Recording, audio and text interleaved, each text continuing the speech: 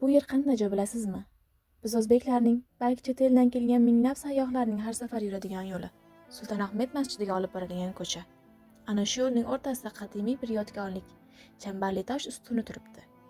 330-yillarda Vizantiya imperatori Konstantin sharafiga o'rnatilgan bu ustun Rimdagi Apollon ibodatxonasidan olib kelinib, ayni shu yerga o'rnatilgan. Har bir bo'lagi 3 tonna og'irlikda, umumiy balandligi esa 57 metr bo'lgan. Dastlab bu ustunning tepasida quyoshni qarshi olayotgan Apollon haykali bo'lgan. Keyin imperator Konstantin o'z haykalini qo'ydirgan. Nega aynan tepasiga? Tasavvur qiling-ya, asrlar oldin shu maydondasiz. Maydon o'rtasida balandda hukmronning haykali turibdi. Siz unga qanday qarar edingiz? Ya'ni u davrdagi haykallar kuch, hokimiyat, ilohiylik ramzi bo'lgan. Ular haykallarni shunchaki bezak uchun emas, balki o'z qudratini ko'rsatish uchun qo'ydirgan. Shu sababli bu yodgorliklar tarixda katta ahamiyatga ega bo'lgan. 1107-yilda kuchli bo'ron uni qulatgan. Aleksios uni qayta tiklab, ustiga xoch o'rnatgan.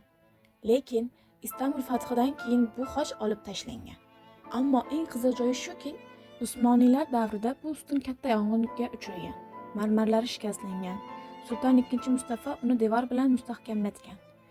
Temir halqalar bilan o'ratgan. Shundan keyin bu joy chambarli tosh, ya'ni halqali tosh deb atalgan. Rivoyatlarga ko'ra, bu ustunning tagida Islom payg'ambarning Quddusdagi qabri yaqinidan olib kelingan muqaddas buyumlar ko'milgan bo'lishi mumkin.